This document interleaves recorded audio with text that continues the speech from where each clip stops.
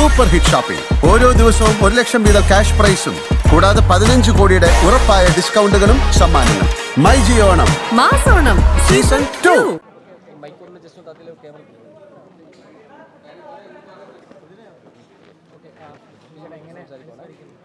അല്ല, ഞങ്ങൾക്ക് ഏറ്റവും ദുഃഖം നിറഞ്ഞ ഒരു സമയമാണ്, രാത്രിയാണിത്.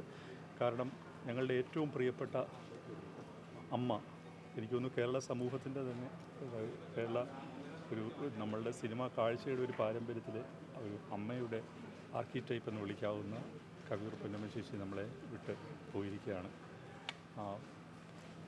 ഏതാണ്ട് പതിറ്റാണ്ട് കാലത്തോളം, അതൊരു നൂറ്റാണ്ടോളം മലയാളിയുടെ അമ്മയായി മാറിയ ആളാണ് കവിയൂർ പൊന്നമ്മ ചേച്ചി. ഇത് ഞാൻ നിങ്ങളോട് സംസാരിക്കുമ്പോൾ എൻ്റെ അടുത്ത് ശ്രീ സിബി മലയിലുണ്ട്.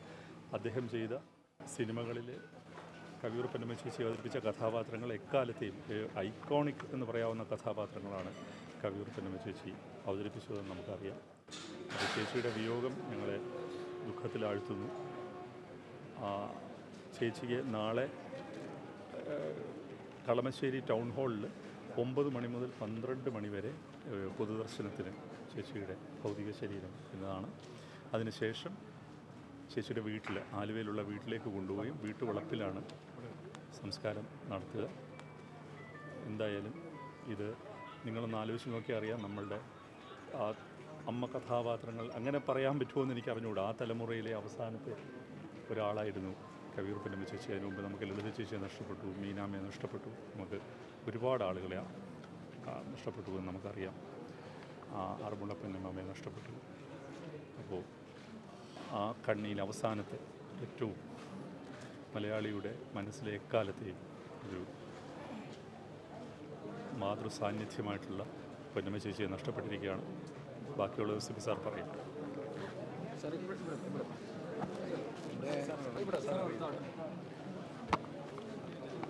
എൻ്റെ ഏറ്റവും പ്രധാനപ്പെട്ട സിനിമകളിലെ ഏറ്റവും പ്രധാനപ്പെട്ട കഥാപാത്രങ്ങളെ ചെയ്ത ഒരു അഭിനേത്രിയാണ്.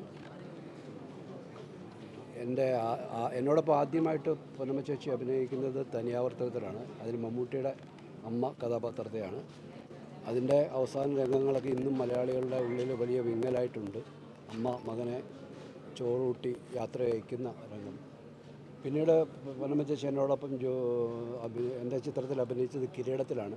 അതിൽ മോഹൻലാലും പൊന്നമ്മ ചേച്ചിയും അമ്മയും മകനുമായിട്ടുള്ള ആ ഒരു കോമ്പിനേഷനിൽ പിന്നീട് അനവധിയായ എൻ്റെ സിനിമകളിൽ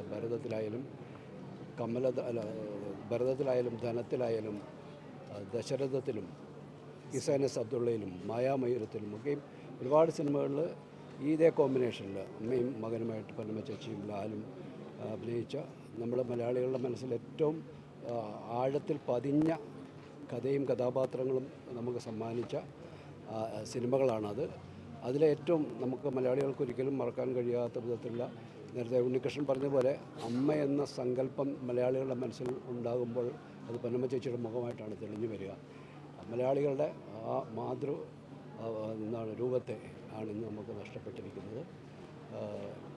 വ്യക്തിപരമായിട്ടും നമ്മുടെ ചലച്ചിത്ര മേഖലയ്ക്കും വലിയ നഷ്ടം തന്നെയാണ് പൊന്നമ്മ ചേച്ചിയുടെ വിയോഗം. ആ ഒരു തലമുറ കടന്നു പോവുകയാണ്. സുകുമാരി ചേച്ചിയും ലളിത ചേച്ചിയും ആറന്മുള പൊന്നമ്മ ചേച്ചിയും തുടങ്ങി അമ്മമാരുടെ ഒരു നിരയിൽ അവസാനമായി നമ്മൾ വേർപെട്ടു പോകുന്ന പൊന്നമ്മ ചേച്ചിക്കും നമ്മൾ സ്നേഹാദരങ്ങളോടെ വിട പറയുകയാണ്.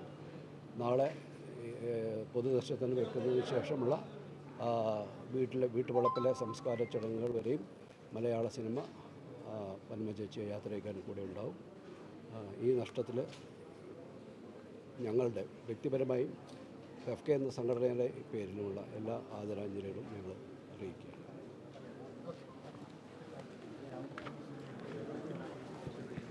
Super hit shopping. ഓരോ ദിവസവും 1 ലക്ഷം വീതം ക്യാഷ് പ്രൈസും കൂടാതെ 15 കോടിയുടെ ഉറപ്പായ ഡിസ്കൗണ്ടുകളും സമ്മാനങ്ങളും. മൈ ജിയോ ഓണം മാസോണം സീസൺ 2.